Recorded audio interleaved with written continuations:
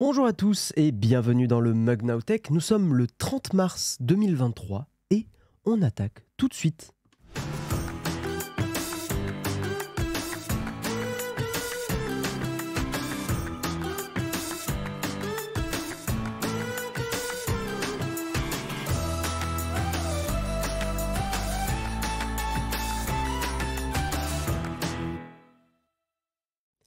Et bonjour à toutes et à tous, comment vous allez dans le chat? J'espère que vous êtes un peu plus réveillés que moi. Salut Chloé, salut Pierre Roots.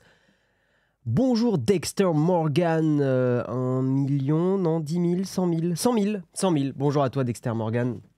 Salut la modération. Bonjour à toutes et à tous. Oui, non, moi je bouffe, oh, là, ouais. Let's go, les petites news du matin, ça va faire plaisir. Pas les yeux en face des trous, mais c'est pas grave. Salut Gécard, salut Noirvent, bonjour à toutes et à tous. J'espère que ça va bien. Highlands, tu nous dis quoi? Telle une étoile filante, je passe un peu par hasard. Merci les notifications sur Twitch. Bah écoute, bienvenue à toi Highlands 11. Merci d'être là ce matin. On va parler de plein de trucs intéressants. Hein, on va parler de... Oh, attendez, je vous fais un petit sommaire rapide. Petit sommaire très rapide. On va parler... Est-ce que ça fonctionne? Oui, c'est incroyable. D'Amazon, un article de 24matin.fr. Amazon qui veut alerter les utilisateurs sur les produits fréquemment retournés. Très intéressant, ça. On va bien sûr parler dans ce mug de la WWDC 2023. Une date officielle et beaucoup d'attentes. Je pense que les gens qui attendent les Apple Glass... et ce genre de produits vont être très déçus. Je ne pense vraiment pas que ça sera annoncé à la WWDC 2023. Nous en reparlerons. On parlera forcément, n'en déplaise à certains et certaines, je sais. Je peux comprendre que vous soyez un peu saoulés par toutes les news sur l'IA, ChatGPT et tout ça, mais c'est l'actualité tech. Voilà, voilà, c'est comme ça et c'est difficile de passer outre. Et en plus, voilà, bon, plus à titre personnel, moi je trouve ça quand même assez passionnant tout ce qui se passe. Il y a un truc qui est apparu hier, une news, donc c'est Numérama qui fait l'article d'avant c'était JDG. Il faudrait un moratoire de 6 mois, il faudrait une réflexion de 6 mois. Là, c'est une proposition qu'ont fait beaucoup de personnalités. Il faudrait faire une pause pour voir un petit peu où est-ce qu'on va avec l'IA. Nous en discuterons plus tard, tout à l'heure, dans le mug. Un article de Frandroid sur les smartphones gaming qui aurait peu d'intérêt, qui apparemment ne trouverait pas preneur, n'aurait pas de grande part de marché, ça ne m'étonne pas beaucoup. Si on a le temps, c'est un article que Jérôme n'a pas fait hier, et je verrai si j'ai le temps de le faire, sur un article un petit peu plus débat sur qu'est-ce qu'on laisse quand on décède sur Steam. C'est-à-dire quel est l'héritage de notre compte Steam après notre mort. Voilà, c'est une question que s'est posée Combini. Donc nous en discuterons si on a le temps. Pareil, si on a le temps, on reparlera un petit peu d'IA et des images, même si c'est vrai qu'on en a déjà beaucoup parlé récemment. Il y aurait des technologies qui permettraient de certifier les images pour justement éviter de voir des images du pape. Vous avez sûrement vu le pape qui avait une doudoune, vous avez vu Macron dans les manifestations. Vous avez vu passer toutes ces images, donc effectivement, comment on certifie des vraies images et justement, ça permet de mettre de côté les images générées par IA.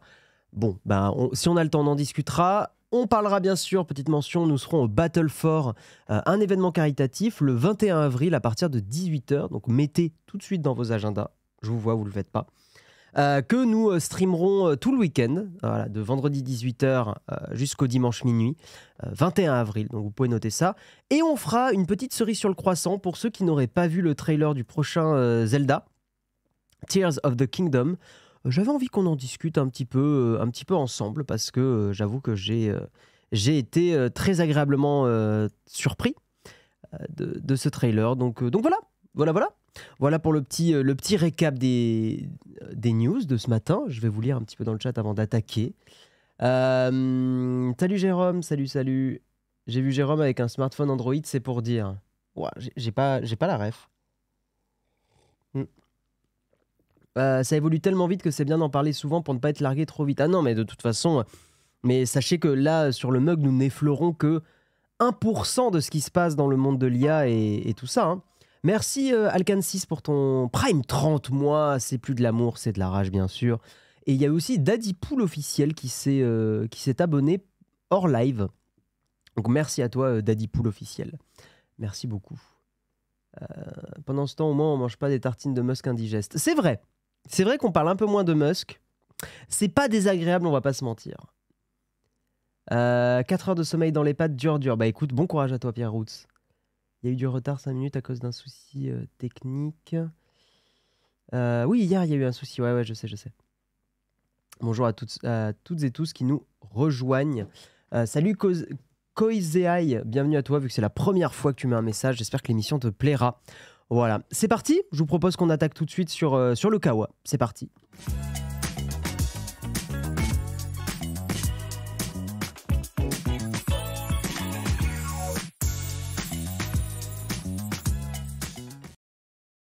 Et donc, commençons avec un petit article donc, de 24 Matin FR. Amazon qui veut alerter les utilisateurs sur les produits fréquemment retournés. Ce qui pourrait effectivement être très intéressant. Très récemment, nous, on a acheté une fausse batterie pour la caméra que vous voyez ici. Fausse batterie qui est arrivée avec un faux contact. C'est vrai que ça faisait très... je sais que bon, c'est un terme qu'il faut moins utiliser, mais ça faisait très chinoiserie de mauvaise qualité. Et effectivement, bah, pour le coup, c'est pas impossible que ce genre de produit, si on avait eu une indication qu'il avait peut-être eu beaucoup de retours ou beaucoup de renvois, on n'aurait peut-être pas commandé spécifiquement ce produit-là. Donc effectivement, c'est une chose que va rajouter Amazon a priori et qui peut être super intéressante. Pour plus de transparence sur les produits qui n'offrent pas un taux de satisfaction suffisant, Amazon en signale certains dans son interface. Pour un site e-commerce, les retours sont souvent un casse-tête logistique à gérer. Alors, porté à un géant comme Amazon, on imagine la logistique et le coût matériel et humain que cela représente. Oui, si Amazon fait ça, faut jamais oublier, c'est que ça leur coûte a priori plus cher de gérer ces retours. Il vaut mieux que les gens commandent moins des mauvais produits. Mais recevoir un produit décevant en défectueux, ok, nuit également à l'expérience consommateur qui pourrait par la suite être plus réticent à acheter sur la plateforme. Pour plus de transparence, Amazon expérimente un signalement des produits régulièrement retournés par ses clients. Ce sont les spécialistes de The Information qui ont relayé l'information. Porte bien leur nom. Ces derniers ont en effet remarqué plusieurs fiches produits sur lesquelles apparaissait la mention « produits retournés fréquemment », tout en invitant les utilisateurs à vérifier les avis pour découvrir les raisons de ces retours. The Information a notamment découvert qu'une platine vinyle affichait désormais ce nouvel encart, tout comme 2 robes. Des produits qui n'ont pas forcément des notes catastrophiques, mais qui avaient fait notamment l'objet de nombreux retours à cause d'un défaut de taille ou d'un emballage défectueux. C'est très bien ce système parce que ça va aussi éviter tous les systèmes de fausses notes. Parce que ça, c'est le problème aussi, c'est qu'il y a beaucoup de boutiques qui achètent encore des faux avis et ça se repère quand même encore aujourd'hui. Il y a des avis, quand on les lit, c'est un peu trop lisse pour que ça soit vraiment un avis écrit par un humain, je trouve. Jusqu'au jour où ChatGPT écrira mieux les avis, les faux avis. Bref, cette nouvelle fonctionnalité serait également en phase de test sur la version américaine du site et pourrait être généralisée dans les mois à venir. On ne sait pour le moment sur quels critères l'algorithme se base pour déterminer à partir de quand un produit doit être signalé de la sorte. Ça ne me paraît pas être un algorithme très compliqué. If taux de renvoi supérieur à un certain pourcentage, alors afficher la signalétique. Je pense qu'il n'y a pas besoin d'être un expert développeur ou développeuse pour coder un truc comme ça. Bref. Après, peut-être que ça dépendra effectivement du type de produit, parce que les taux de renvoi pour certains produits ne sont pas probablement à mettre à la même échelle que pour d'autres produits. C'est-à-dire que peut-être que des vêtements se renvoient beaucoup plus par des problèmes de taille ou ce genre de choses qu'un smartphone. Donc je verrais bien un taux de renvoi, une tolérance plus, on va dire, plus élevée pour les vêtements que pour les smartphones. Voilà, parce que renvoyer un vêtement, ça se fait beaucoup plus vu que ça ne va souvent pas à la bonne taille. Voilà. Non, mais Amazon va m'embaucher, Groll. Là, je leur ai fait l'algo. En 10 secondes, l'algo, bam, hop là. Un employé d'Amazon a précisé que ce nouvel affichage était avant tout destiné à un souci de transparence. Alors là, à lire entre les lignes, ça nous coûte trop cher les renvois, on préfère afficher ça. Ces derniers auront... Non, j'allais faire de la politique. Allez, on va éviter. Ces derniers auront alors toutes les informations nécessaires avant de passer commande. Mais grâce à cela, Amazon s'assure également d'avoir un taux de retour moins élevé, un bénéfice financier pour le site dont la politique est l'une des moins contraignantes du web. Pour les vendeurs, il est par ailleurs utile de voir pourquoi un retour est fréquemment retourné. C'est vrai que pour un vendeur, c'est pertinent aussi comme stat. Et mettre en place des mesures correctives. Et dans une moindre mesure, moins de retours signifie moins de transport inutile et donc une réduction, même si elle est négligeable, de l'émission de gaz à effet de serre. Oh, je n'aurais pas dit négligeable, mais soit. Bonjour à ceux qui nous rejoignent.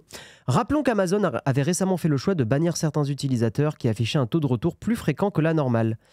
Et oui, des petits filous qui s'amusent à acheter des trucs beaucoup et à les renvoyer beaucoup. Tout à fait. Voilà, bon, je sais pas ce que vous en pensez, mais a priori, plutôt cool. Plutôt une chose qui va dans le bon sens du terme. Dans le bon sens des choses. La complexité, c'est la connexion entre les entrepôts et le site web. Oh, après, Amazon, ils ont la technicité pour le faire. Ça, je m'inquiète pas trop. Merci l'atelier de Sonja pour ton sub, merci beaucoup. Koizai, tu regardes tous les soirs l'émission en replay, mais étant donné que pour une fois, tu peux être là en live, tu viens et c'est cool. Bah, merci à toi. Merci à toi, ça fait plaisir. Déjà présent sur Galaxus avec en plus le délai moyen de réparation. Sur Galaxus, je sais pas ce que c'est Galaxus. Je sais pas du tout ce que c'est. Bon, nous allons avancer et nous allons parler de la WWDC. Quand même un gros article du jour, même le plus gros article du jour a priori. Attends, tu dis quoi, premier Bab? Dans un reportage Arte, j'avais vu que les retours des produits alimentaires étaient acheminés vers les pays de l'Est dans un entrepôt pour destruction. Ouais. Ok, oui, pas ouf. Pas ouf. Bon, de toute façon, on va pas refaire le débat sur le gâchis alimentaire ici, mais il y a encore beaucoup de progrès à faire. Alors, WWDC 2023, une date officielle et beaucoup d'attentes. Apple vient d'officialiser les dates de l'édition 2023 de sa Worldwide Developer Conference. Elle se tiendra du 5 au 9 juin et le programme s'annonce chargé. Vous pourrez noter le logo de la WWDC 23. À quoi vous fait penser ce logo ? Tiens, bonne question. Ça fait penser à des ondes, ça peut faire penser à du verre. Après, c'est la développeur conférence, donc normalement, c'est plus du software que du hardware. C'est pour ça que moi, je vous dis, ne vous attendez pas aux Apple Glass sur la WWDC. Ça fait très onde pour moi. Des lentilles. Ouais, mon premier truc qui m'est venu à l'esprit, c'est plus des lentilles d'appareil photo, mais c'est la WWDC. C'est développeur, c'est pas matériel. Il y a des couleurs, donc effectivement, un écran, des prismes. L'Apple Park, ça me fait pas penser à l'Apple Park. Le Wi-Fi, des essuie-glaces. Wonder Woman 1984. Arc-en-ciel dans l'Apple Park. Ouais, mais qu'est-ce que ça veut signifier? Clairement, la visière avec le 120 degrés. C'est à ça que ça te fait penser, Jérôme? Moi, j'ai beaucoup de doutes, hein. J'avoue que c'est pas... Je suis vraiment pas convaincu de ça. Une lentille. Coucou Flonflon. Un concert des années 1980. Le Wi-Fi. Des ondes dans l'eau polluée du port de Marseille. Ça va, Oleg, ce matin?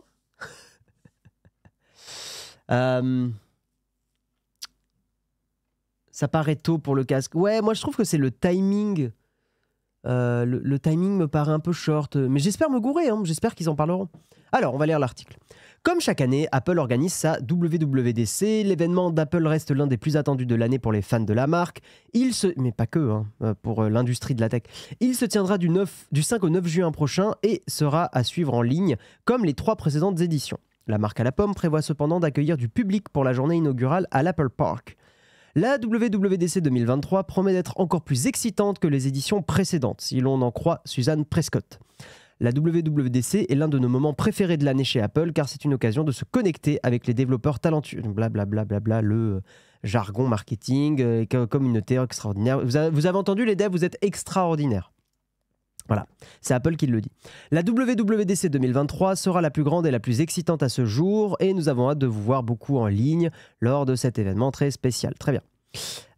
Fidèle à ses habitudes, Apple n'évoque pas le programme de son événement dédié aux développeurs. Néanmoins, on sait que c'est à cette occasion que la firme californienne évoque ses nouveautés logicielles et matérielles. Chaque année, alors après, peut-être qu'ils présenteront justement un aperçu de leur système d'exploitation pour le casque Apple. Ça, par contre, ça, j'y crois. Enfin, j'y crois, non, j'y crois pas, mais c'est peut-être plus cette possibilité-là que je vois que, effectivement, une vraie presse du matos. Bon, je sais pas, on verra bien. Donc effectivement, à chaque année, Apple présente les dernières versions de ses systèmes d'exploitation. On va avoir iOS 17, macOS 14, watchOS 10 et tvOS 17. Blablabla. La plus attendue concerne le futur casque de réalité mixte. En plus des caractéristiques de cet appareil, on espère en savoir plus sur son environnement. Ces derniers jours, des bruits de couloir ont affirmé qu'Apple avait fait une présentation en interne. Cependant, l'onéreux casque de Cupertino, qui coûterait plus de aux alentours de 3 000 $, n'aurait pas totalement convaincu. La réalité augmentée / virtuelle ne sera pas le seul thème sur lequel Apple devrait communiquer. Effectivement, le lancement d'un Mac Pro doté d'une puce Apple Silicon, mais est-ce que la WWDC va être l'occasion de ça? Je ne sais pas. Après, c'est un Mac professionnel, donc peut-être. Donc il y aurait une puce M2 Ultra, 24 cœurs CPU et 76 cœurs GPU. Maximum 192 Go de mémoire vive unifiée, donc de RAM. Il pourrait être aussi question d'un MacBook Air de 15 pouces. Cet ultra portable deviendrait le plus grand MacBook Air jamais commercialisé par la pomme. Ça va rendre la gamme pas très facile à lire, hein, mais bon. Ces dernières semaines, des rumeurs évoquaient même un lancement de modèle et d'un nouveau MacBook Air de 13 pouces entre la fin du printemps et de l'été. L'an dernier, la firme a présenté un MacBook Pro équipé de la puce M2 et un MacBook Air M2 de 13 pouces. En revanche, il semble encore un peu tôt pour découvrir de nouveaux AirPods ou l'iPhone Fold. Tout à fait. Tout à fait. Bon, on verra hein, pour le casque de réalité mixte. Moi, je vais partir défaitiste sur cette conférence. Effectivement, je ne pense pas qu'on verra le nouveau système d'exploitation du casque de réalité mixte. Merci Picardflo pour tes 8 mois. Merci beaucoup. Je ne les vois pas faire une presse du logiciel des Glasses sans montrer le matos. Oui, d'ailleurs, on dit Apple Glasses, mais ça ne sera pas des lunettes. Hein. C'est vraiment je ne sais pas comment ils vont l'appeler, mais c'est le casque Apple. Hein. Ouais, je sais qu'il y a des gens qui aiment bien les ordi portables avec un plus grand écran.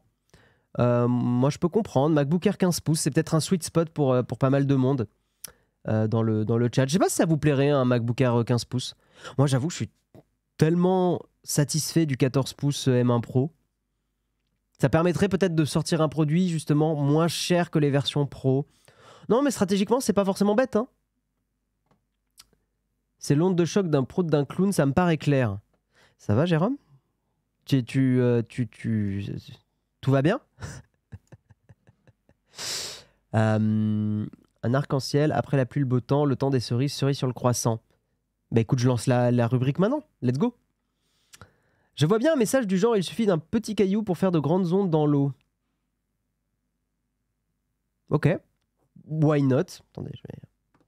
Why not?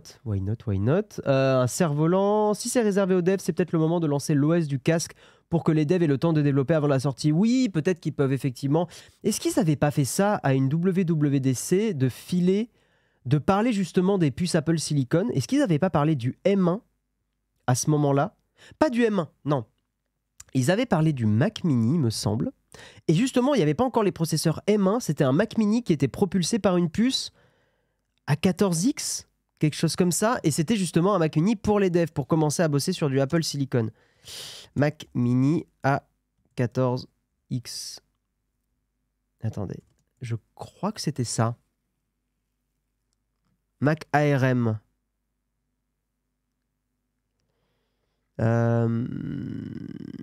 Je crois que c'était ça, Mac Mini A14X. Attendez, je peux vous montrer. Hein. Mac Mini A14X, kit développeur.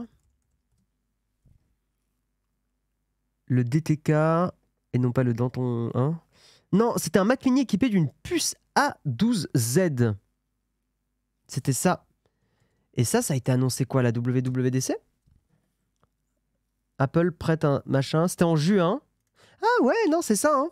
C'est ça. Donc effectivement, Developer Transition Kit. Ça, il l'avait annoncé à la... C'est pas dit s'ils l'ont annoncé à la WWDC, mais vu que la news date du 22 juin 2020, putain, j'ai l'impression que ça fait une éternité qu'on a les Apple Silicon, alors que ça fait que 2020. Mais effectivement, hein, c'était ça, il me semble. Je sais pas si déjà... Ouais, c'était ça, hein, on est d'accord. C'était en 2020, ouais. Donc, ouais. Donc ça me paraîtrait pas incohérent, effectivement. Merci Sloan Fardelé pour ton Prime, merci beaucoup. Donc peut-être un kit de développeur pour le casque Apple. Et ça expliquerait peut-être mieux justement l'image. Ouais, peut-être. Peut-être. C'est juste qu'on a tellement eu de rumeurs qui sont très contradictoires sur le fait que ça se passe pas forcément bien en interne pour le casque Apple.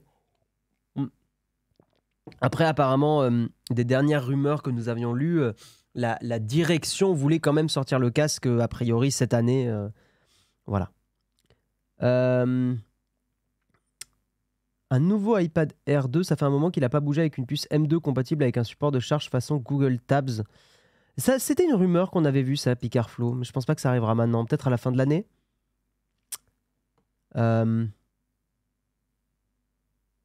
Perso, j'ai pris le MacBook Pro 16 pouces parce que le 13 était trop petit. Un Air 15 aurait pu être cool.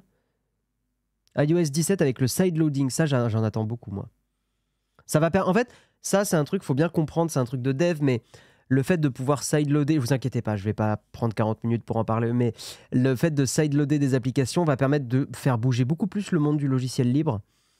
Si on peut installer des applications sans passer par l'App Store et sans payer l'abonnement à 100 balles par an d'Apple, ça va permettre justement d'avoir des stores alternatifs et de pousser des applis open source comme sur Android et F-Droid. Et ça, c'est un truc que moi, j'attends beaucoup. Parce qu'il y a pas mal de petites applications qui sont sur un modèle open source. Pour prendre un seul exemple d'une appli que je trouve chouette, alors que je n'utilise pas parce que moi, ça ne me concerne pas, mais il y a une application de cycle menstruel qui s'appelle Drip et qui est open source sur Android. D'ailleurs, pour les personnes que ça intéresse dans le chat, n'hésitez pas à aller tester ça si vous êtes sur Android. Ça s'appelle Drip et c'est une appli complètement open source et qui ne récolte pas des données de cycle menstruel. Donc c'est quand même super, super important. Je vais vérifier un Drip Android app, notamment pour ce genre d'application-là. Ouais, c'est ça, je l'ai retrouvé, exactement, c'est celle-là. Et justement, ils avaient fait en sorte d'avoir une interface qui était plutôt cool pour... parce que c'est le problème de beaucoup d'applis open source, c'est que souvent l'interface est quand même pas dingo. Hein. Donc voilà, donc effectivement, moi, la WWDC, j'attends beaucoup de... Je vous mets le lien dans le chat hein, pour celles et ceux que ça intéresse. Hop. Parce que si vous êtes un mec, vous pouvez en parler aussi à votre conjointe, hein, ça peut être intéressant.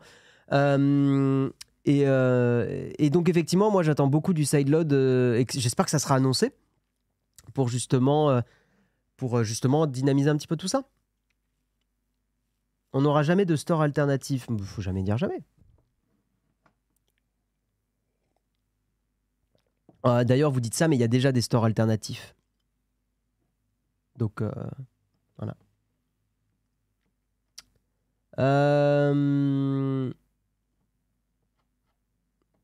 Tac. Et aujourd'hui, pour en effet réserver les Apple Glasses à des entreprises. Je sais qu'on utilise beaucoup Apple Glasses, les gens. Je sais que moi aussi, je le dis par erreur, mais faut pas qu'on s'habitue à dire Apple Glass. Ça sera pas Apple Glass. Je pense pas. Parce que Glasses en anglais, c'est lunettes. Et ça sera pas des lunettes.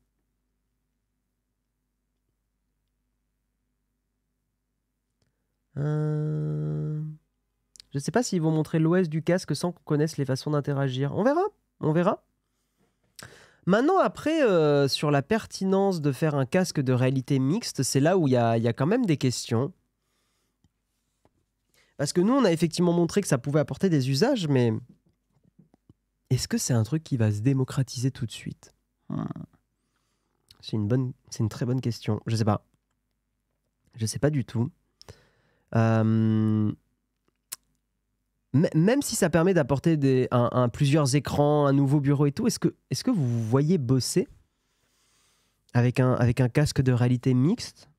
Après, Apple est quand même bon sur les interfaces, donc bon à voir, mais ça va sûrement faire peut-être comme les AirPods, on verra, où au début on se moquait beaucoup et après on est devenus tous et toutes assez fans du produit, ou en tout cas on peut tous et toutes reconnaître l'ergonomie du produit. L'Apple Mandalorian, tout à fait. Et le problème, c'est le prix, ouais, 3000 $. Donc ça veut dire, oubliez pas, hein, 3000 $ aux États-Unis, c'est 3500, 4000 euros. Hein. Et pour l'instant, je me vois pas dépenser 4000 boules dans un casque comme ça, quoi.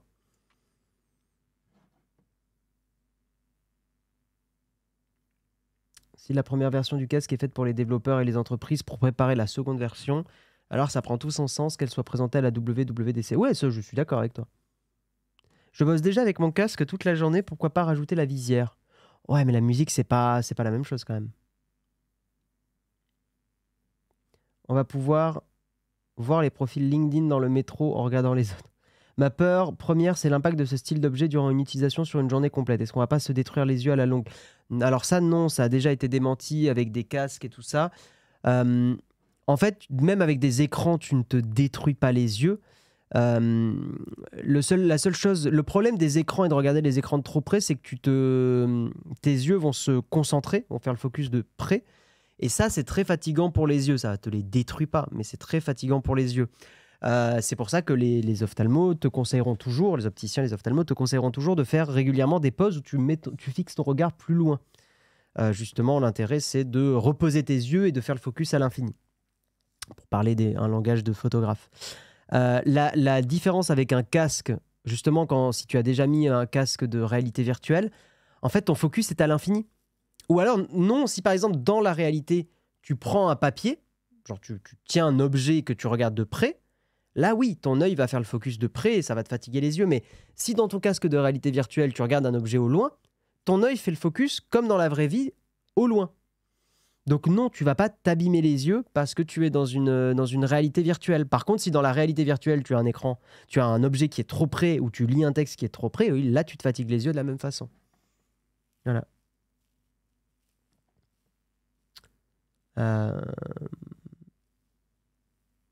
Voilà. Donc, non, je sais que c'est une rumeur que... Enfin, pas une rumeur, mais c'est une espèce d'on-dit qu'on a beaucoup entendu, surtout, rappelez-vous, à l'époque de la Game Boy et des tout petits écrans. Et regardez autour de vous, il n'y a pas une recrudescence de trentenaires qui ont joué à la Game Boy qui ont les yeux pétés. Donc, le seul truc que j'avais lu, alors il faudrait que je revérifie pour pas dire une bêtise, mais il me semble que certaines études montraient que ça pouvait un peu accélérer le développement de la myopie et de certaines pathologies, mais en fait, ce sont des pathologies qui seraient de toute façon apparues. Juste, elles sont un tout petit peu accélérées par la consultation d'écran.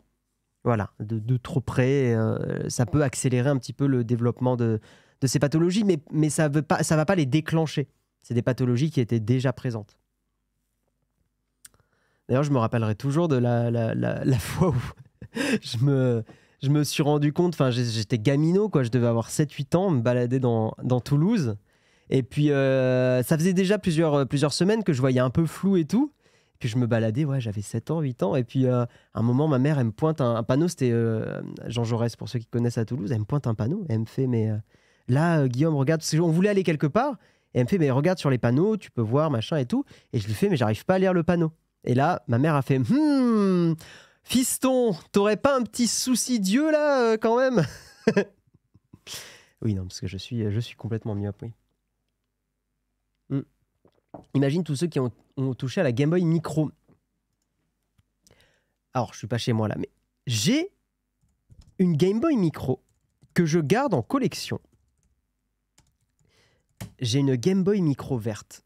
Mesdames et messieurs, j'ai cette Game Boy et je sais qu'elle est collector parce qu'elle se vend déjà assez cher. Mais je m'en fous, moi je le fais pas pour spéculer. Mais j'ai une Game Boy Micro verte, celle-là, que quasi personne connaît parce que c'est vraiment un produit que Nintendo a pas beaucoup produit, c'est le cas de le dire.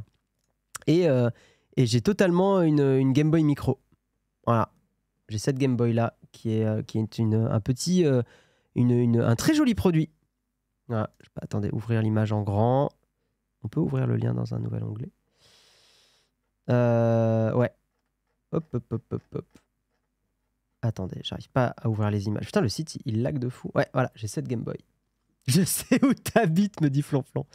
Elle est magnifique. Par contre, l'écran est minuscule. L'écran fait 2,5 pouces, je crois.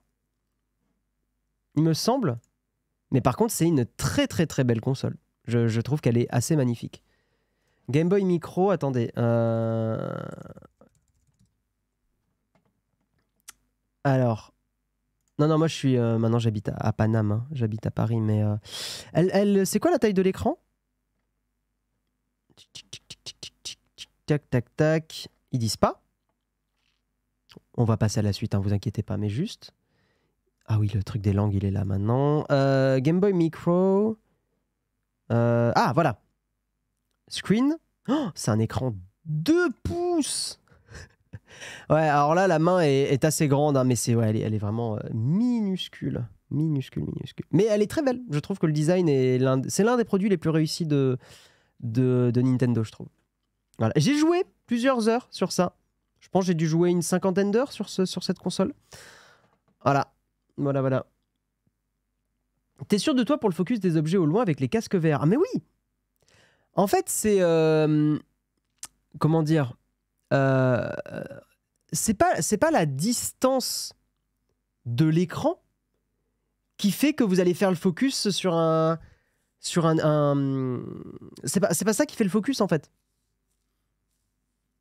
Vous pouvez très bien avoir des écrans très près des yeux, mais si votre focus est au loin, vous n'allez pas vous fatiguer les yeux. L'écran était rétroéclairé. Ouais. Bon, allez, on avance. Hein. On est parti full gravier, là. On va reparler un petit peu d'IA. Salut Foxty, bienvenue à toi. Salut. Pas de GPT-5 maintenant. Une pause est réclamée sur les IA les plus puissantes que GPT-4. Un moratoire de 6 mois. Alors, qu'est-ce qu'il est en train de se passer dans le monde de l'IA? Même si je pense que c'est un peu un coup d'épée dans l'eau. Un moratoire est réclamé sur les systèmes d'intelligence artificielle. Merci pour les subs, au fait. Merci beaucoup, Jimmy Lafleur. Merci, Pepsinou aussi pour tes 14e mois. Merci beaucoup. Donc, un moratoire est réclamé sur les systèmes d'intelligence artificielle très puissants. Les travaux actuels devraient être mis en pause, surtout ceux qui dépasseraient ChatGPT et GPT-4. Cette interruption servirait à réfléchir à la direction à prendre sur l'IA. Une intelligence artificielle avancée pourrait représenter un changement profond dans l'histoire de la vie sur Terre et devrait être planifiée et gérée avec l'attention et les ressources nécessaires. Et le capitalisme arrive et ça ne fonctionne pas. L'avertissement est clair et figure tout en haut d'une lettre ouverte, priant tout le secteur de l'IA à observer immédiatement une pause dans leurs expérimentations. Publié sur le site Future of Life, l'appel accueille 1125 signatures en date du 29 mars 2023. On y trouve des personnalités très connues de la tech et du numérique, comme votre chouchou favori Elon Musk, bien sûr, Steve Wozniak, que je trouve un petit peu lourd, Steve Wozniak, sur Internet. Il a toujours des déclarations un peu pénibles et qui sont très agaçantes, je trouve.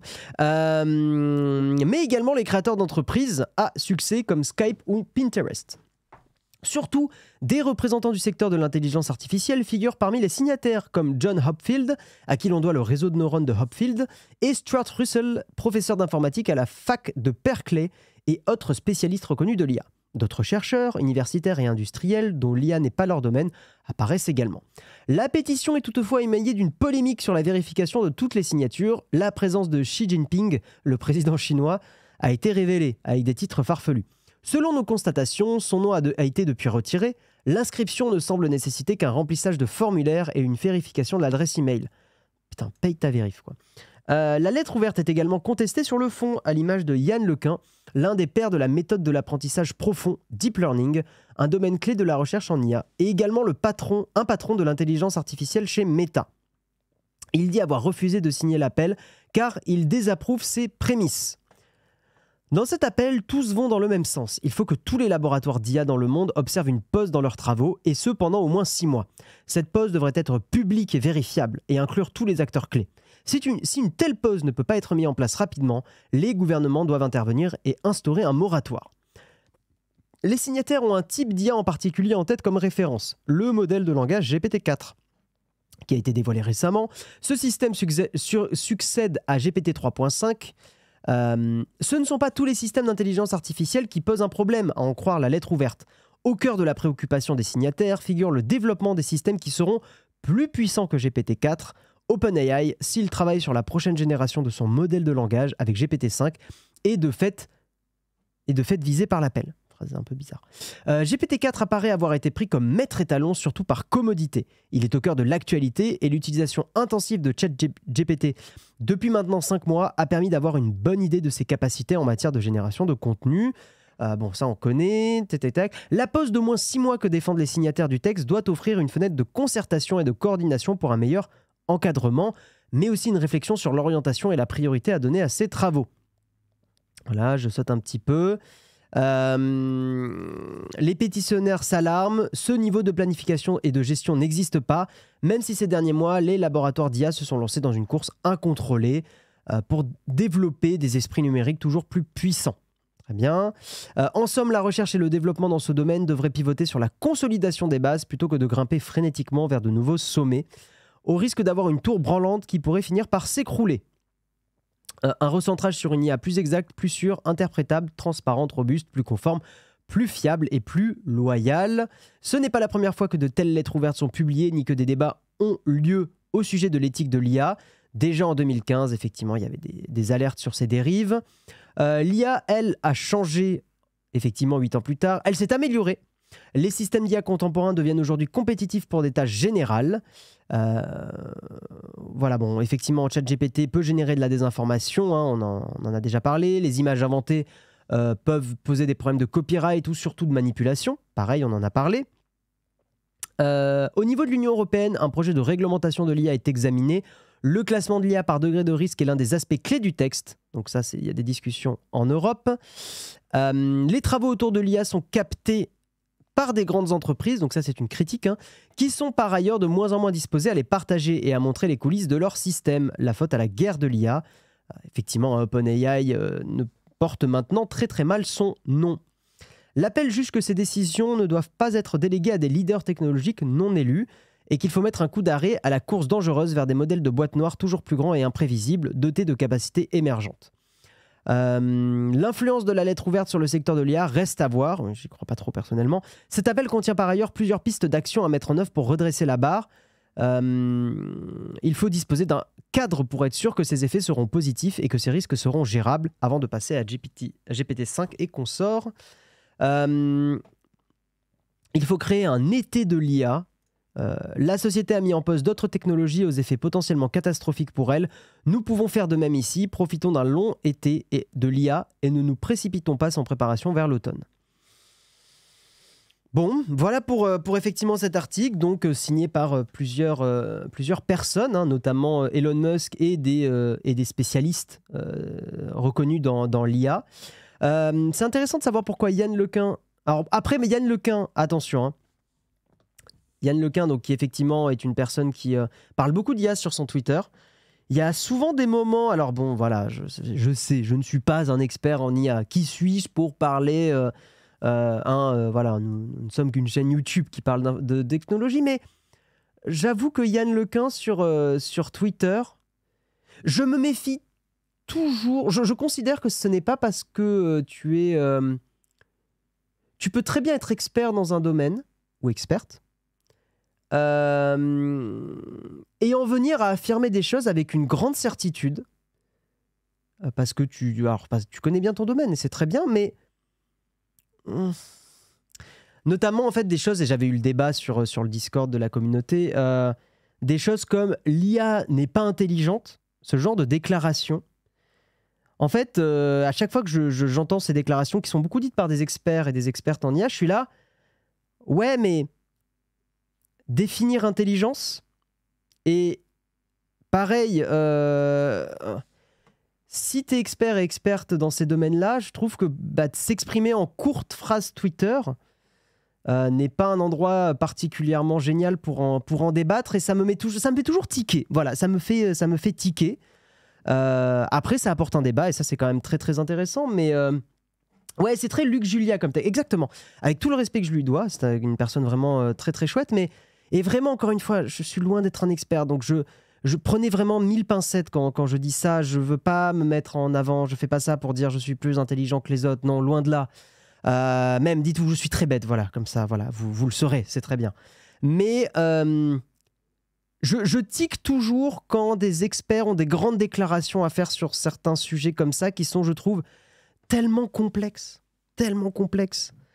Voilà.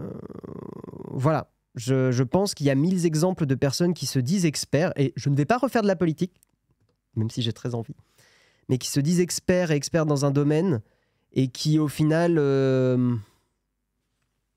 bah, y a beaucoup de gens qui sont pas d'accord, quoi. Bref, donc, ce que je voulais dire, merde, j'étais parti sur un truc, je disais, oui, bah, on peut en discuter un petit peu dans le chat de ce moratoire. Moi, je pense que le problème de toutes ces technologies, pour donner un petit peu mon avis là-dessus, c'est que tu peux pas interrompre ça, quoi. Alors après, je sais, il faut pas partir des fétistes. Voilà, tu peux réguler, tu peux légiférer. Il peut y avoir des lois qui peuvent être créées justement pour encadrer les intelligences artificielles, pour justement les limiter, les freiner et tout ça. Mais fondamentalement, ça me paraît très très très très compliqué de freiner cette course, quoi. De freiner cette course. Et là, je vais mettre ma casquette de gauche, même si je l'ai déjà. On vit dans une saucisse capitaliste, et dans une saucisse capitaliste, le but, c'est d'aller le plus vite possible et de faire le maximum d'argent. C'est le but des entreprises. Et je dis pas ça en mode Babylon System, on va brûler des chaussures autour du feu sur la plage en jouant de la guitare, mais presque. Je veux dire, le fondement de la société actuelle, c'est des entreprises, c'est de faire le max d'argent. Et maintenant, on peut apporter un jugement moral à ça, mais pire, on s'en fout un peu, là. C'est juste... C'est leur but. C'est leur but. Donc en fait, c'est très bien de faire des moratoires, c'est très bien de se dire, oui, il faut mettre en pause. OpenAI, ils vont regarder le truc, ils vont faire... Et ils vont continuer. Voilà, c'est... Donc en fait, pour moi, si vous voulez, c'est ce que tu dis, Cornwind XDS, ce qu'il se passe avec l'IA est une conséquence du système économique dans lequel on est, système économique que l'on peut critiquer, qui est très critiquable sur beaucoup d'aspects. Maintenant, on pourrait aussi rétorquer que est-ce que les alternatives sont bonnes? Là, je me mets à la place de Jérôme, mais c'est une réflexion qui a complètement du sens aussi. Mais il n'empêche qu'effectivement, le système actuel dans lequel on est un système où les entreprises, leur but, c'est d'aller le plus vite possible. Voilà, c'est comme ça, c'est comme ça. Et maintenant, bah, voilà, il y a des gens qui se battent contre ce système, et je trouve que c'est pas dénué de sens. Mais le problème fondamental n'est pas l'IA. Voilà. Par contre, on peut quand même en discuter. Bah oui, on met en avant notre orientation politique parce que Eric, j'ai vu ton message et c'est normal qu'il soit supprimé parce que la modération ne laisse pas des messages comme ça. Mais oui, en fait, on est obligé Enfin, moi, d'une certaine façon, c'est une forme d'honnêteté. Voilà, je vous donne une opinion, je vous dis quelle est ma teinte. Et comme ça, vous faites votre propre opinion aussi. Mais vous savez que moi, j'ai une vision particulière des choses. Et une IA est intelligente par nature du domaine d'apprentissage. Ce que tu veux dire, c'est que si elle est consciente de son existence. Oui, après, là on va repartir dans le débat de qu'est-ce que l'intelligence, qu'est-ce que la conscience. L'IA, effectivement, aujourd'hui, ne sait pas qu'elle sait, ou ne sait pas qu'elle pense. Nous, les humains, on a le « je pense donc je suis », qui effectivement est pour l'instant très propre à l'humain, et peut-être à d'autres animaux, je ne sais pas. Mais effectivement, nous, on sait qu'on pense. Voilà. Le fameux ultra-crépidarianisme. Oui, l'ultra-crépidarianisme, c'est le fait de parler de choses que tu ne connais pas. Mais après, on fait tout ça. De parler de choses qu'on ne connaît pas. À la pause café de ton boulot, tu discutes bien de trucs que tu maîtrises pas forcément sur le bout des doigts, mais parce que c'est intéressant de discuter.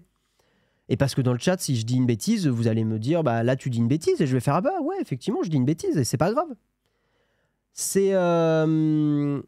On peut pas être tout le temps expert sur tous les sujets en permanence, dans une forme physique olympique, tout le temps. Tu dis quoi, Flonflon? T'as le droit d'avoir un avis, surtout que tu parles du monde de la tech depuis des années. Et puis oui, je veux dire, l'actu tech, ça fait des années qu'on la suit, quoi. Donc, d'une certaine façon, on n'est pas forcément des experts dans le domaine spécifiquement de l'intelligence artificielle. Mais d'une certaine façon, est-ce qu'on n'a pas une forme d'expertise dans l'analyse de l'actualité et l'analyse des impacts sur la société, peut-être aussi? Quoi, je ne suis pas Guillaume GPT? Bliblob, je suis Guillaume GPT. Abonnez-vous tout de suite. Voilà. Vous voyez ce que Nia aurait dit? Elle aurait dit abonnez-vous tout de suite. Et l'IA est intelligente. Nous, on sait qu'on pense. J'ai la rêve, je suis toulousain. Ce que Lequin dit, c'est que l'IA n'a pas de réflexion, elle ne fait qu'agréger des données. C'est pour ça qu'elle ne sait pas faire de calcul simple. C'est pas exactement ça qu'il a dit, il me semble. Bref, nous n'allons pas refaire le débat. Qu'on ne puisse pas arrêter l'IA et ses avancées, soit, tout à fait d'accord. En revanche, faire la fuite en avant sans se poser de questions, ce n'est pas bien. Je pense que tu as écrit ton message, mais c'est pas ce que tu as voulu dire. Oui, la fuite en avant sans se poser... Non, mais bien sûr, mais il faut avoir des réflexions sur l'IA, mais c'est très important. C'est très, très, très, très, très important. Simplement, je pense que ce moratoire, une lettre ouverte, bon... Après, ça va peut-être influencer l'opinion. Moi, j'espère juste que ça va influencer des personnes politiques, des hommes et des femmes, justement à commencer à légiférer sur ces IA. Mais alors là, la question qui est une question très ouverte, comment... C'est là où même j'aurais bien aimé avoir un Jean Massy avec moi, par exemple. Là, c'est comment on légifère sur l'IA? Comment t'encadres une IA? Comment tu peux dire... comment tu rédigerais un texte de loi qui dit n'allez pas trop vite? Là, j'avoue que moi, je suis un peu bloqué parce que une IA, par exemple, on sait que les IA, si tu peux arriver à les contourner pour leur faire dire des trucs horribles. Si tu fais une loi qui dit oui, l'IA ne doit pas dire des trucs horribles, mais que des gens arrivent à la contourner, donc ça veut dire que l'IA n'a pas le droit d'exister sur le marché? Pour moi, il y a un tel paradoxe dans la technologie. On est tellement au début que je trouve ça tellement dur. Oui, le capitalisme n'a pas empêché de freiner sur certaines recherches génétiques et n'empêche pas les moratoires. Oui, non, mais tout à fait, tout à fait. C'est vrai que certaines recherches génétiques sont bloquées. Tout à fait, tout à fait. N'empêche que d'un côté, t'as ChatGPT, de l'autre, t'as Siri qui reste con comme un balai depuis des années. Eric Sadin a fait d'excellents bouquins sur le sujet. Ah, ça m'intéresse, ça.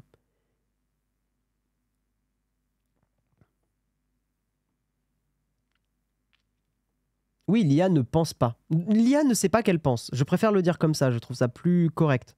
Parce que pareil, penser, comment tu définis penser?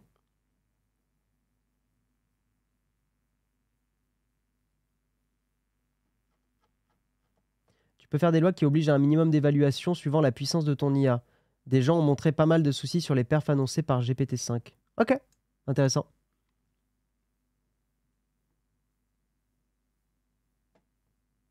Oui, Capitaine Panda, la modération t'a fait une annonce. Il ne faut pas nous taguer. Il n'y a que la modération qui peut nous taguer, qui peut mettre @nowtechteam. Voilà. Je te l'explique parce que j'ai l'impression que tu n'as pas vu le chat.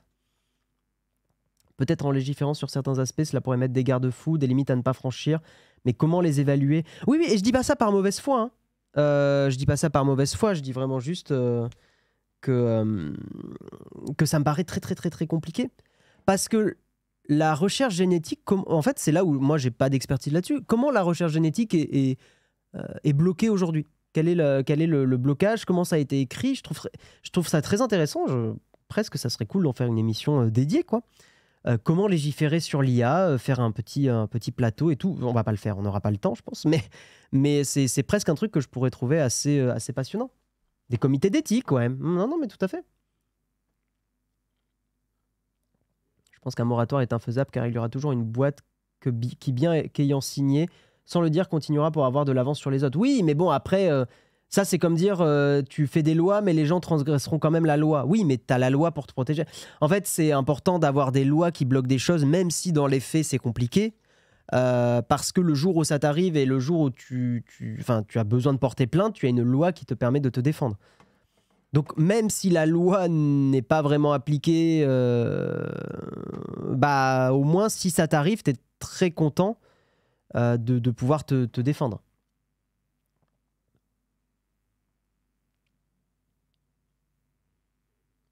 Donc voilà. Non, mais c'est un débat que je trouve très intéressant et très compliqué. Ouais, très très très compliqué. On va avancer et on va parler d'un article. Alors là, on va revenir dans la tech pure et dure. Une nouvelle preuve que les smartphones gaming ont peu d'intérêt. Est-ce que dans le chat, il y a des gens qui ont déjà pris du smartphone, des smartphones gaming? Nous, je sais qu'on en a testé un. On avait une OP avec un... C'était un Xiaomi, il me semble. On avait fait une OP sur Twitch avec un smartphone Xiaomi. Il y avait des petites gâchettes sur le smartphone. C'est vrai que c'était pas si mal, je trouve, pour jouer, d'avoir des boutons en plus. Mais effectivement, ça a l'air d'être un petit peu compliqué. Nicolas Sympa, t'en as eu un pour tester. D'accord, ok. On le sait, le marché des smartphones est en recul. 11% d'appareils en moins vendus en 2022. Si quelques marques s'en sortent, c'est loin d'être le cas de toutes. Malgré des démentis officiels, des rumeurs prévoient le retrait d'Oppo et de OnePlus du marché européen. Alors, rumeur démentie, hein. Donc attention, ne prenez pas ça pour argent comptant, rumeur complètement démentie a priori. C'est au tour de Lenovo de réduire son implication avec l'arrêt de sa gamme de smartphones gaming Legion. Ce ne sont pas les ordinateurs portables, d'accord, les gaming Legion. C'est Android Authority qui rappelle que la semaine dernière, un employé de Lenovo avait déclaré sur les réseaux sociaux que Lenovo avait arrêté son activité de conception et de commercialisation de smartphones gaming. Le média avait donc contacté Lenovo pour avoir le fin mot de l'histoire. La marque a confirmé les dires de ce salarié. Dans une déclaration, le porte-parole de Lenovo indique que l'entreprise met fin à ses téléphones mobiles de jeu Legion basés sur Android dans le cadre d'une transformation commerciale plus large et d'une consolidation de son portefeuille de produits gaming. Alors, Lenovo va plus loin dans son explication. Le porte-parole a précisé que l'avenir n'est pas vraiment prometteur pour l'industrie des téléphones de jeu.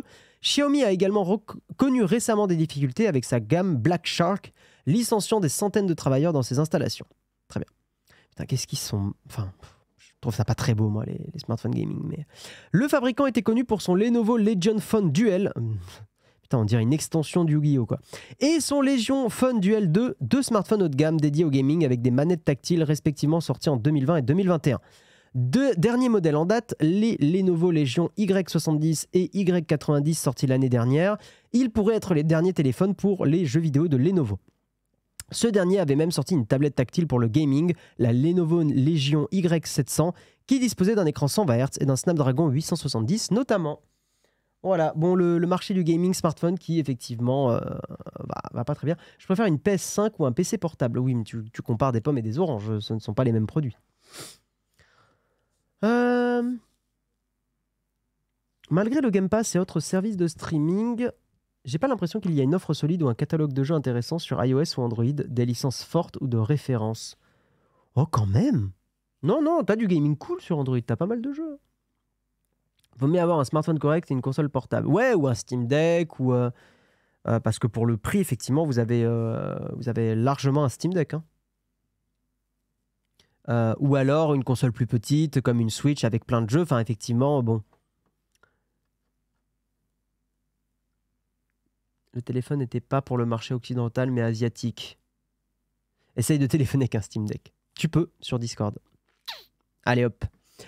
Allez, bah tiens, en parlant de gaming, bah, parfait, ça me fait la transition excellente. Ouais, Slay the Spire, c'est trop bien.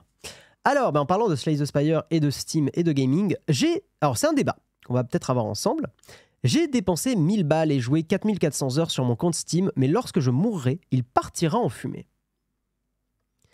Combien de temps avez-vous passé sur Steam? Combien d'argent y avez-vous dépensé? C'est une question que je vous pose aussi dans le chat. N'hésitez pas à me dire, je suis très curieux. J'ai dépensé sûrement beaucoup d'argent aussi. La plateforme de jeux vidéo dématérialisée est devenue aujourd'hui un incontournable des jeux PC. Et maintenant, la question sur l'héritage des comptes se pose. J'ai vérifié pour ma part, pour mon compte Steam qui fêtera bientôt ses 12 ans d'existence et qui a accumulé 122 jeux vidéo. En checkant avec ce site, je sais que j'y ai passé plus de 4400 heures et en me rendant sur cette page officielle, j'ai appris que j'y ai dépensé 1124 $. En tant que joueur PC de longue date, mon compte Steam, c'est autant ma ludothèque virtuelle qu'une majeure partie de mon histoire de gamer. Il y a dans ce compte une richesse aussi fiduciaire que sentimentale. Attendez, juste, c'est quoi le site? Steam Time, Steam ID. Tiens. Attendez, je regarde. Ah, putain. Xiaomi. Ah merde, c'est pas mon pseudo, mon compte Steam. Attendez. Parce que je veux pas forcément filer mon ID Steam en live, mais je vais regarder combien d'heures j'ai, moi. C'est quoi mon compte? Ouais, pourtant c'est ça. Ah, mais oui, parce que j'ai mis mon profil en privé. C'est pour ça. Bon, tant pis. Ok. En tant que joueur PC de longue date, blablabla. Oui, c'est ce que je disais. Hein, il y a dans ce compte une richesse aussi fiduciaire que sentimentale. Bien que cet horizon ne soit pas des plus réjouissants, avez-vous déjà pensé à ce qui arriverait à votre compte Steam lorsque vous mourrez? Récemment, un utilisateur de Reddit est mort et l'a expliqué. Non, un utilisateur de Reddit l'a appris d'une bien triste manière. Alors, est-ce qu'on peut partager l'URL? Oui. Par contre, il faut que vous mettiez votre compte Steam en public, sinon vous n'aurez pas le truc qui marche. Attendez, hop, voilà, j'ai mis le compte. Je sais pas si je peux passer mon compte en public depuis le téléphone.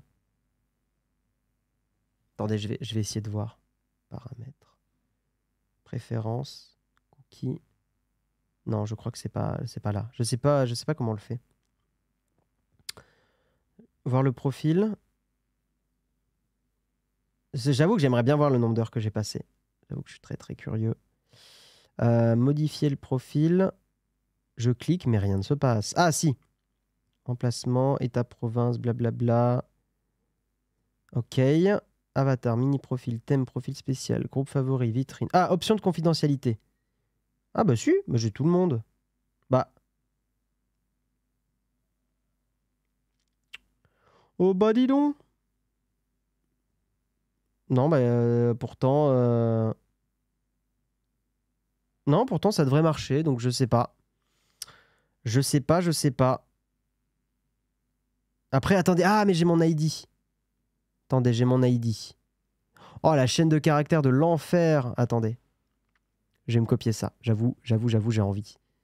Hop, je la copie sur l'oreillette. Hop là. Attendez, je vais regarder ça avec vous. Hop, hop, hop, Steam ID. Ah oui, ça marche. Attendez, je vais vous dire combien d'heures j'ai passé sur Steam. Alors, je vais juste zoomer assez pour que ça cache mon Steam ID. C'est bon, on voit pas mon Steam ID. Hop, dans l'URL, on le voit. Heureusement que j'ai vu ça. Voilà. J'ai pile 2500 heures de jeu. Donc 104 jours de ma vie, je les ai passés à jouer. Et je pense que c'est terrible, mais la majorité du temps passé, je pense que c'est Call of Duty Modern Warfare 2, à mon avis. Ah, t'as tes gamins qui jouent aussi, Eliav. Ok. Ah, j'ai 2500 heures. Ok. Ils disent pas le jeu sur lequel on a le plus joué? Non, ils disent pas. Dommage. Très bien. Donc, continuons un petit peu l'article. On voit la France qui travaille. Ah bah, hein. Si j'avais passé ces 102 jours à bosser, hein, on serait déjà à GPT-8. Hein. Combien de temps avez-vous passé sur Steam? Combien d'argent y avez-vous dépensé? Blablabla. Donc oui, je t'ai revenu au début. Le Redditeur explique qu'un membre de sa famille lui avait créé son compte à une époque où il était trop jeune pour le faire. Le parent en question lui avait donc directement donné accès à son compte. Il avait expliqué à l'éditeur Valve que cette personne était désormais décédée. Le message est d'abord accompagné de condoléances de la part de toute l'équipe, mais quelle ne fut pas la surprise et la colère du Redditeur en question lorsque le support Steam lui explique qu'ils ont retiré son accès au compte. C'est une règle qui existe maintenant depuis assez longtemps dans les conditions d'utilisation de Steam. Les comptes ne sont pas transférables à d'autres personnes. À la base, cette simple règle existe pour éviter la vente de comptes Steam entre particuliers, qui se fait tout de même via de nombreux sites spécialisés. Bon, je vous lis pas le truc de contrat, mais voilà. Mais alors, vient la question fatidique de l'héritage. Si je meurs, qui peut hériter de mon compte Steam? Qui pourra se rappeler à mon bon souvenir en scrollant ma ludothèque? Qui pourra rendre hommage à ma partie de The Binding of Isaac à plus de 1000 heures et que j'ai 100%. Alors, on va en discuter de cette phrase. Moi, j'ai un peu un problème avec cette phrase, mais on va en discuter. Qui pourra se remémorer les nombreuses games passées sur Team Fortress 2 en faisant l'inventaire virtuel de mes nombreux cosmétiques achetés? Dans l'état actuel des choses, personne. En 2017, le site Eurogamer avait étudié cette situation. Un avocat leur avait expliqué que Steam adoptait en réalité la position de nombreux éditeurs de logiciels et que par conséquent, les comptes n'étaient pas transférables en l'état actuel des choses. Alors, juste, je me permets de faire une digression dès maintenant. Peut-être qu'il serait pertinent, via des preuves, via des photos, des preuves de certificats de décès, qu'une exception soit faite lorsqu'il y a un membre de sa famille qui décède. Je trouve que ça me paraît pas être une exception complètement délirante. Voilà, je comprends pourquoi Steam fait ça, hein. Ils veulent bloquer, parce que tu peux très bien mytho que tu as une personne de ta famille qui est décédée, que tu as repris son compte et blablabla, hein. Tu pourrais très bien mentir. C'est pour ça que Steam, pour l'instant, bloque par défaut. Mais il me paraît pas déconnant qu'effectivement, il y ait un mécanisme qui permette d'hériter d'un compte Steam. Je suis pas sûr que ça leur fasse perdre autant d'argent que ça en plus. Et je trouve que le geste est plutôt sympa. Depuis quelques années, des plateformes comme Facebook peuvent transformer, à la demande des proches, des comptes de personnes décédées en comptes in memoriam pour que les gens puissent leur offrir leurs condoléances publiquement. Mais c'est à peu près le seul exemple qui ait pris cette initiative. iTunes, Amazon, Xbox, PlayStation, tous ces comptes qui ont une valeur sentimentale mais aussi financière fonctionnent à peu près sur les mêmes règles. Ils sont strictement personnels. Voilà. Quand nous achetons des contenus sur ces bibliothèques virtuelles, nous nous procurons la licence d'utilisation de ce contenu qui reste exclusive à la plateforme, des licences qui peuvent être révoquées si nous rompons notre accord avec la plateforme, comme par exemple en supprimant définitivement son compte ou en mourant. Néanmoins, il semble que Steam et d'autres plateformes aient commencé à faire du cas par cas, et les règles d'utilisation précisent qu'il peut y avoir des autorisations spécifiques de Valve pour pouvoir transférer des comptes. Faut-il commencer à inscrire à son testament le légataire de son compte Steam? Peut-être. Mais en réalité, de ce que nous comprenons, et comme l'a tristement appris le redditeur cité plus haut, il vaut mieux ne rien dire. La vie éternelle sur Steam ne tient qu'à donner ses codes et son accès sur son lit de mort de manière discrète et orale. Oui, c'est vrai que vous pouvez totalement donner votre compte et votre mot de passe et basta, hein, et c'est réglé. Mais je trouve qu'effectivement, ça repose un peu le débat du marché de l'occasion, du physique versus le virtuel, le fait qu'on ne puisse pas revendre ces jeux. Et aussi ce côté, alors c'est ça qui me gêne un peu dans cet article, c'est ce côté justement... attendez mince, elle est où la phrase? Ce côté... qui pourra rendre hommage à ma partie de The Binding of Isaac à plus de 1000 heures et que j'ai 100%. Ouais, j'avoue que... Je sais pas, moi cette phrase elle me met un peu mal à l'aise, dans le sens où... je sais pas si c'est votre cas, mais dans le sens où... Enfin, je sais pas. En fait, moi je fais partie des gens qui sont pas très...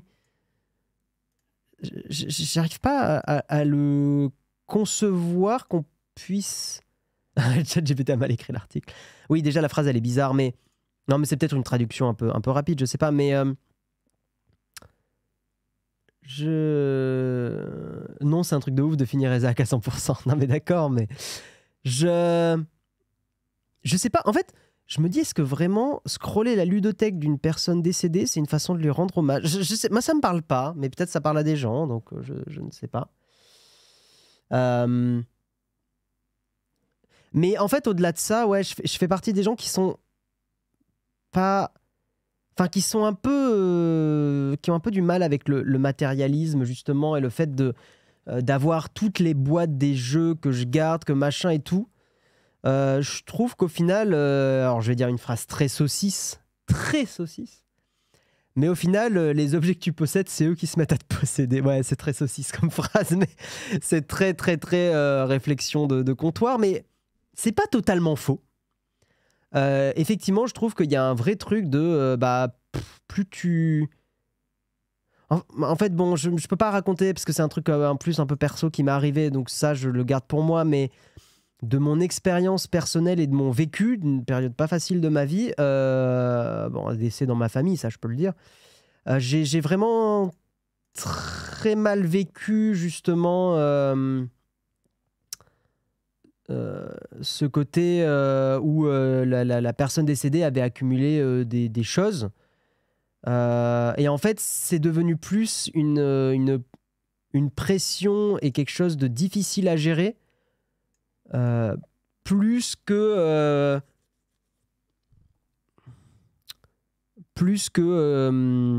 je sais pas comment dire, plus qu'un petit objet qui pourrait être un hommage simple. Je sais pas. Donc moi en fait j'ai un vrai problème avec le matériel, enfin avec ce côté très on va garder toutes les boîtes des jeux vidéo, J'ai vraiment cette opinion, mais je sais que tout le monde n'est pas comme ça, mais de me dire mon expérience, je l'ai vécue et je suis pas obligé de ramener quelque chose de mon expérience pour en garder un souvenir. C'est un peu la différence de juste... Enfin, c'est souvent ce que les gens disent, de dire plutôt que d'acheter forcément un dernier truc à la mode et vous allez être content sur le moment de l'achat, puis après plus vraiment, privilégier les expériences. C'est un peu ce genre de réflexion-là. Voilà, mais qui, je sais, ne marche pas pour tout le monde, je le sais bien. Je ne dis pas que c'est la bonne façon de vivre. Je ne veux pas faire de la morale. Chacun vit comme il veut. Oui, non, mais je sais que Jérôme, on en discutait hier de ce sujet et on n'a pas trop le même sentiment sur ce truc. Je sais, hein, il y a des souvenirs vidéoludiques aussi importants que des souvenirs de vacances. Je sais que ça peut, pour certains, ça peut être sentimental de les transmettre. Mais j'entends, hein. J'entends.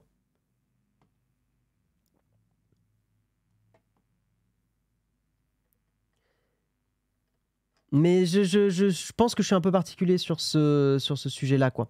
Je vais relire, hein, j'ai pas pu lire vos messages, il y en a beaucoup.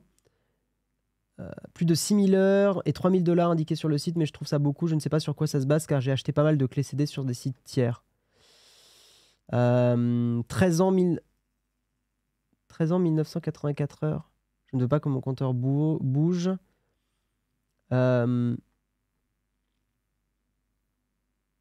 Il y a des preuves à fournir en général. Oui, vous pouvez fournir des preuves qui prouvent qu'une personne proche est décédée. Un acte notarial. Hein, alors ça, pour le coup, c'est pas un truc compliqué à prouver. Hein. C'est pour l'avoir vécu, c'est pas compliqué à prouver qu'une personne est décédée. Hein. C'est chez le notaire, ça se fait c'est un papier et ça se fait très rapidement.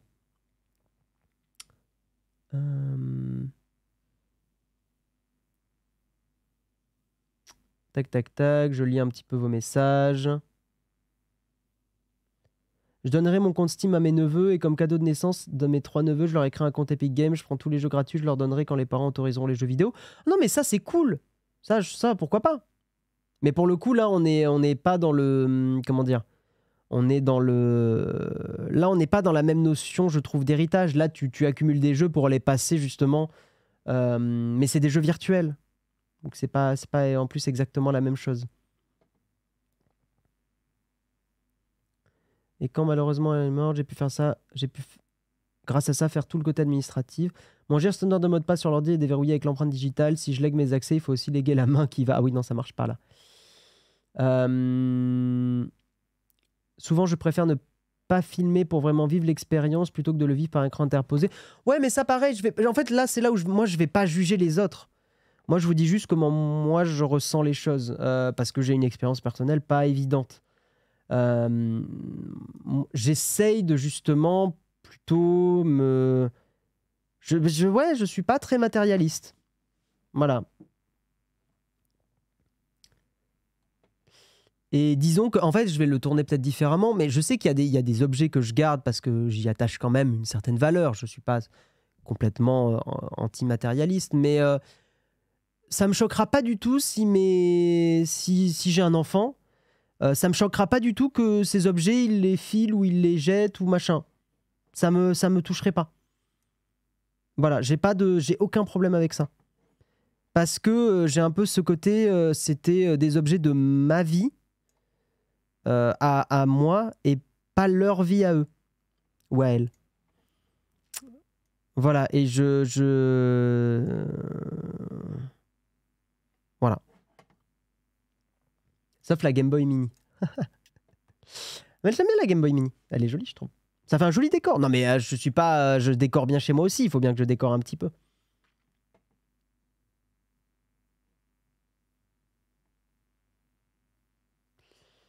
Mais je pense que c'est un débat qui polarise beaucoup parce que tu vois, là, il y a deux commentaires qui sont très contradictoires. Il y a l'atelier d'Arnaud qui dit Transmettre une collection d'expériences vidéoludiques, c'est un peu con. Attention au jugement comme ça, d'ailleurs, l'atelier d'Arnaud. On n'est pas là pour dire que c'est con ou pas. Il y a des gens qui peuvent y trouver un intérêt. Et juste dessous, il y a un commentaire qui dit Rinko, qui dit « Je comprends pas le problème de léguer des jeux qu'on a achetés en CD ou en dématérialisé ». Je pense que c'est un débat qui est très polarisant. Je pense que c'est... Le fait de léguer des choses, pour la plupart des gens, est très ancré. En tout cas, léguer des objets. Là, on parle bien de jeux vidéo. Hein. On va se cantonner aux jeux vidéo. Ouais, moi, c'est pas... par exemple, imaginons que... j'ai encore Pokémon, un Pokémon sur lequel j'ai joué. J'ai encore ma version de Pokémon Saphir que je garde pour moi. Mais parce que je trouve que ça fait c'est un petit truc sentimental que j'ai pour moi. Mais si un jour... c'est vraiment le genre de truc... s'il faut le jeter, quoi. C'est pas... Voilà.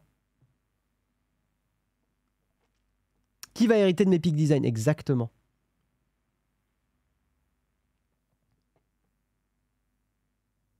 Oui, effectivement, on possède un droit d'usage des jeux. Non, mais après, il y a une vraie question, mais c'est une question qu'on a éternellement sur Steam, sur le fait de pouvoir vendre ou revendre. Hein. Moi, je ne serais pas contre qu'il y ait quand même une petite loi qui force ces entreprises à faire en sorte que tu puisses vendre ton compte. Je trouve quand même qu'être complètement dépossédé de ces contenus que tu as achetés. Parce qu'en plus, c'est pas comme un abonnement. Vous voyez, pour le coup, j'ai moins de problèmes avec le Game Pass. Le Game Pass, tu payes un abonnement, tu joues à tes jeux, mais c'est un abonnement. Donc j'accepte beaucoup plus le fait de me dire je possède pas mes jeux. Mais par contre, là, sur Steam, j'ai acheté mes jeux. Donc le fait de me dire j'ai acheté mes jeux et je peux même pas les revendre ou les léguer, j'ai un plus de problèmes avec ça pour le coup. Mais là, c'est plus un côté très bas du front pécunier. J'ai un problème sur le fait que tu possèdes pas les jeux que tu as achetés. Ça, je trouve que c'est un problème. Tu achètes tes propres jeux que tu loues. Fondamentalement, je trouve qu'il y a un truc qui est un peu bizarre. Vous imaginez s'il a une vie après la mort et qu'il ferme le compte Steam. Exactement. Ah non, mais Nabil, les gens qui lèguent des collections de vinyles, mais non, mais il n'y a rien de débile. Mais même, c'est plutôt cool. Il y a des gens qui trouvent ça très cool. Et je suis très heureux qu'il y ait des gens qui trouvent ça très cool. Moi, ça me touche pas.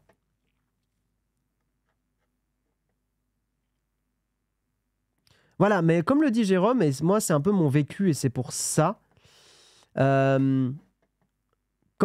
effectivement, je trouve ça important de trier ces objets avant son décès, de ne pas léguer beaucoup de choses. Mais dans le sens des objets matériels, hein, je ne parle pas de quantité d'argent, je parle de beaucoup de choses, parce que le poids que ça crée sur tes descendants, il est assez terrible. Et je pense que c'est là où il y a un équilibre à trouver, parce que je pense que le fait de vivre aussi, de ne rien avoir de légué, ça aussi c'est difficile. Je pense que c'est vraiment une question d'équilibre.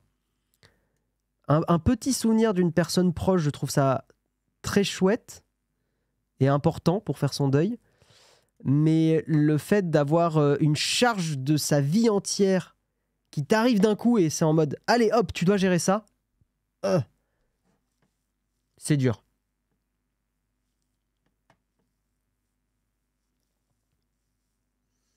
Voilà, mais maintenant chacun est comme il est. Hein. Je me permettrai pas, de juger.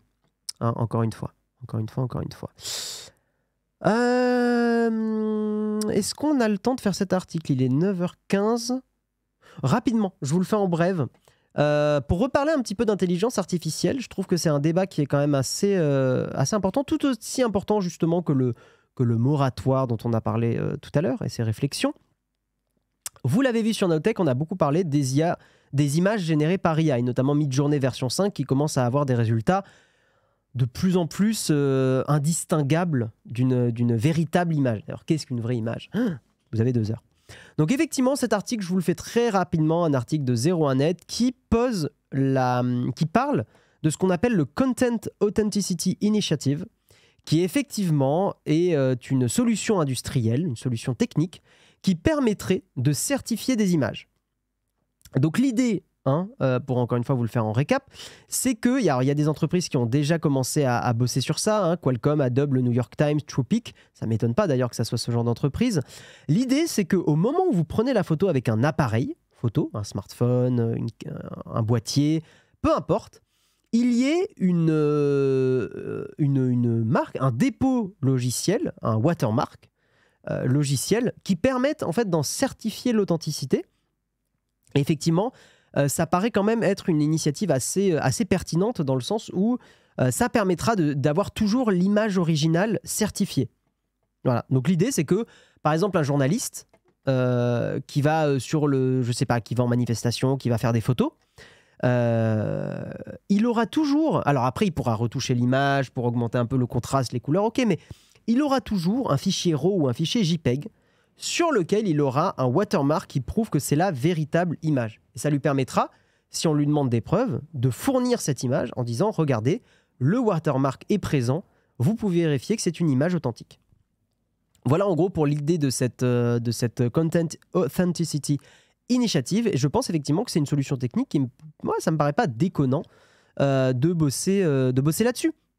Voilà, de bosser là-dessus et que ça soit disponible pour les smartphones. Et l'idée, en fait, moi, je vois bien un truc très transparent, c'est-à-dire que vous prenez une photo avec votre smartphone et en fait, la photo, le premier cliché qui est généré, ce cliché a ce petit watermark. Alors maintenant, il faut espérer que ça puisse pas se faire craquer. Parce que imaginez que si on met en place ce système et que des petits malins arrivent à le craquer, et rien n'est inviolable en informatique, ça peut faire des gros dégâts aussi.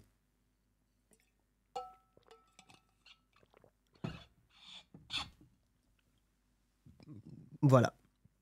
Voilà. Non, mais après, quand je dis signature, c'est une signature numérique. Alors, quelle différence avec le NFT? La différence avec le NFT, c'est que ici, on ne parle a priori pas d'une blockchain. C'est-à-dire que le NFT est basé sur la blockchain, c'est que c'est une base de données décentralisée. Là, et donc chaque NFT, en gros, pour faire très simple, est inscrit sur la blockchain et tu peux aller vérifier sur la blockchain que chaque truc est vrai. Voilà. Là, la différence, c'est que c'est pas le même fonctionnement. Là, c'est à la génération de l'image. Tu as un système de signature numérique qui est a priori infalsifiable. Voilà. Donc, c'est pas une certification a priori basée sur la blockchain. On n'est pas dans ce genre de système. Voilà. On va passer à la petite cerise sur le croissant, mais juste avant, petit rappel que nous serons au Battle for Jérôme, Marion, Léo, Karina et moi-même, avec Jérôme et moi en titulaires principaux du week-end, mais effectivement toute l'équipe passera dans le week-end pour venir vous faire des coucous et venir jouer avec nous. Et justement, eh bien, le Battle Force, c'est un événement caritatif où on va récolter de l'argent ensemble pour Handicap International et Premier de Cordée. Donc on va parler du handicap visible et invisible. Donc ça commence le vendredi 21 avril, donc c'est dans moins d'un mois. Voilà, 21 avril à partir de 18h. Donc notez dans vos agendas que le 21 avril à 18h, on démarre cet événement caritatif. C'est dans un format très Z-Event, pour ceux qui voient un petit peu plus ce que c'est le Z-Event. Justement, le Battle Force est très similaire dans l'idée. Il y aura des différences, bien sûr. Mais voilà, il y aura du beau monde. Il y aura beaucoup de streamers et streameuses que vous connaissez, et notamment, pour ne citer que quelques noms, Samuel Etienne a officialisé sa présence, Flonflon y sera, Hardisk, Basti et d'autres personnes y seront. Voilà. Et pas mal d'autres streamers et streameuses. J'ai pas la liste des noms en tête. Là, je vous ai donné les noms que j'ai le plus en tête. Je vous propose qu'on passe à la cerise sur le croissant. C'est parti.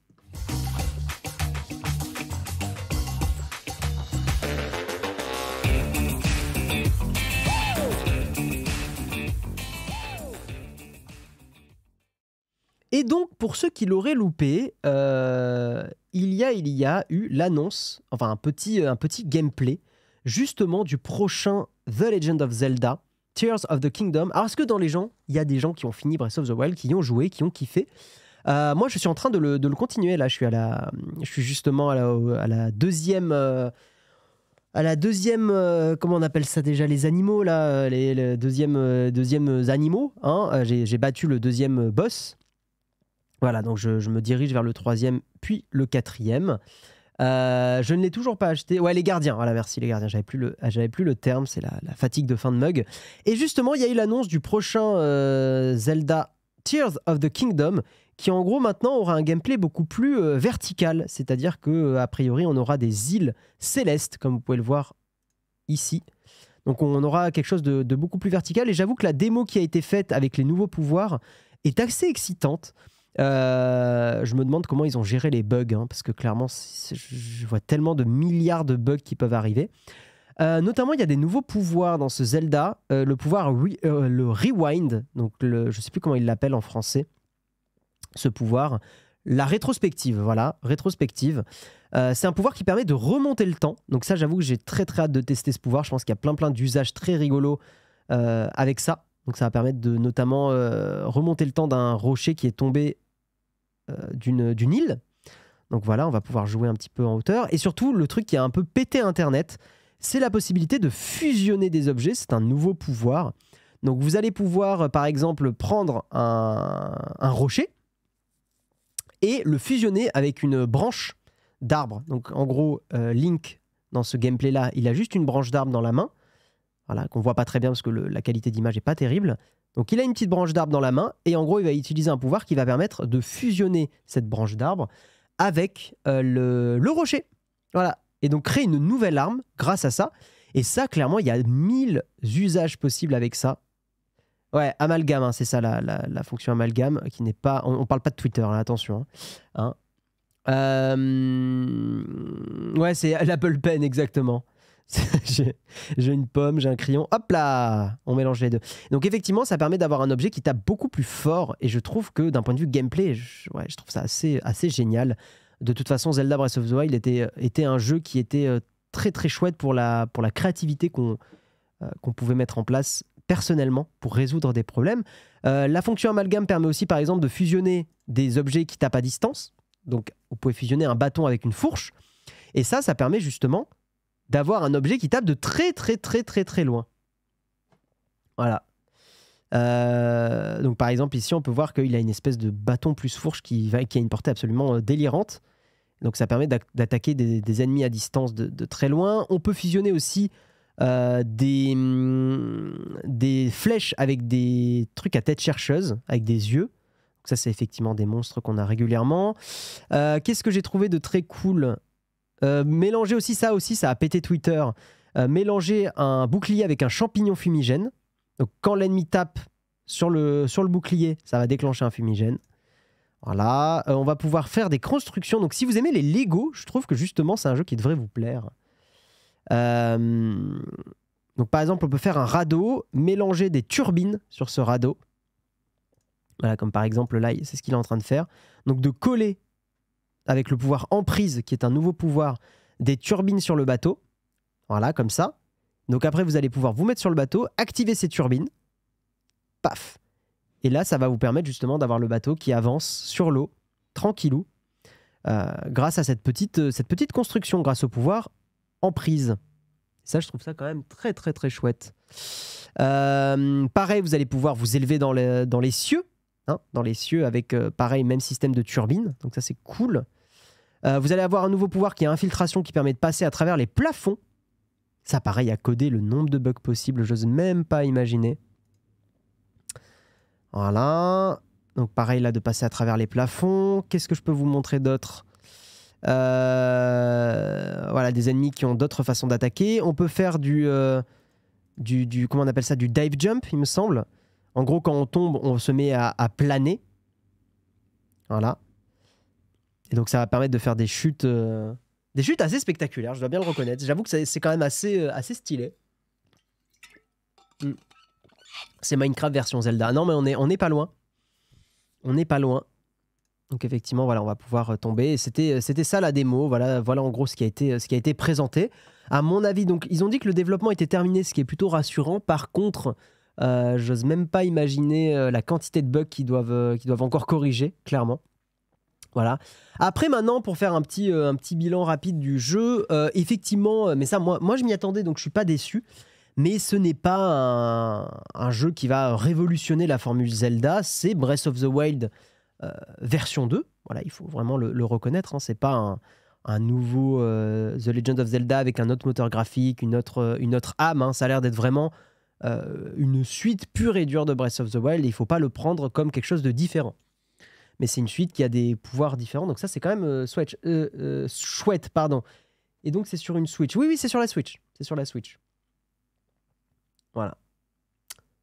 Oui, il marche sur la première Switch. Ouais, pas de problème. Voilà, une flèche avec un œil crée une flèche à tête chercheuse. Ouais, c'est trop bien.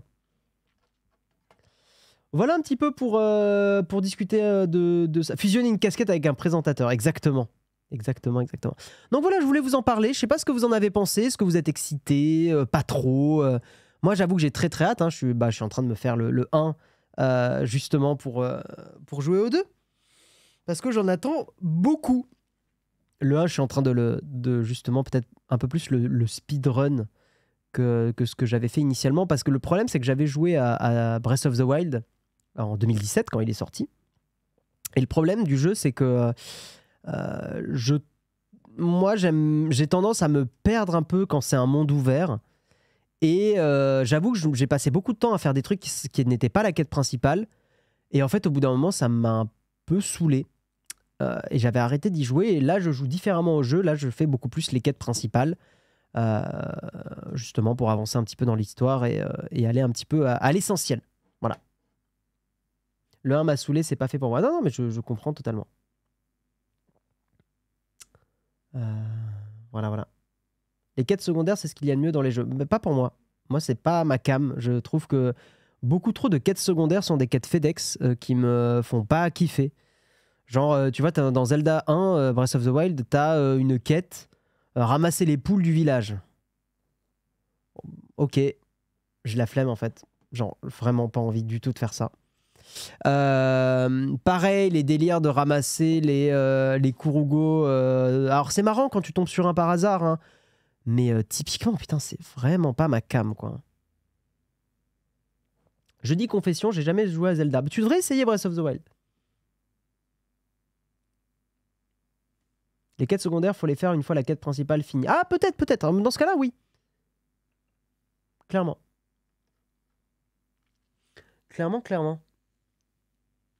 Je vais essayer Breath of the Wild, je l'achète dès que je peux. Eh ben écoute, tu vas kiffer. Mais je te conseille à faire Jess. Après, je sais pas quel type de joueuse t'es, mais je te conseille vraiment de te concentrer sur la quête principale. Je vais t'expliquer pourquoi, parce que même quand tu te concentres sur la quête principale, tu auras quand même 2-3 petites quêtes annexes que tu vas faire parce que ça te permet de quand même mieux avancer dans le jeu, te créer des potions. Tu vois, typiquement, je prends quand même un petit peu de temps pour récolter des items pour cuisiner. Parce que ça m'aide quand je combats des boss. Je trouve les boss d'ailleurs pas si faciles que ça dans Zelda Breath of the Wild.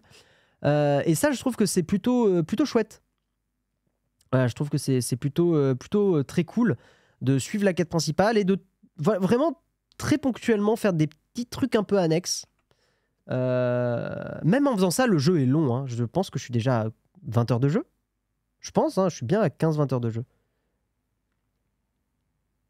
Je suis là pour sauver le monde et tuer des dragons, je vais pas aller chercher des poules. Je peine aussi avec les mondes ouverts. Moi c'est mon conseil. Si vous avez du mal avec les mondes ouverts, concentrez-vous sur la quête principale. J'y joue sur la Steam Deck à Breath of the Wild. Moi, j'y joue sur ma Steam Deck. Voilà, il est 9h29. On va terminer le mug ici. Tiens, je sais pas qui je vais raid. On va voir qui est en live. Qui est en live sur Twitch. Et on va voir. Il y a Flonflon. Télé et la X. Ah, il y a Flonflon, il y a Planète de Carreau, il y a Hugo Lisoire. Il y a le fils de pub, ça fait longtemps qu'on l'a pas raid. Il y a Combini qui stream aussi. Il y a Combini. Après, à choisir, on préfère raid plutôt des petits que des grosses structures. Bon, je vais lancer le générique de fin. Je vous fais des bisous et merci d'avoir suivi le mug. Rendez-vous à 18h pour le jeudi contrib. Et puis rendez-vous demain matin, ça sera Jérôme qui vous fera le mug. Ciao tout le monde, bye bye.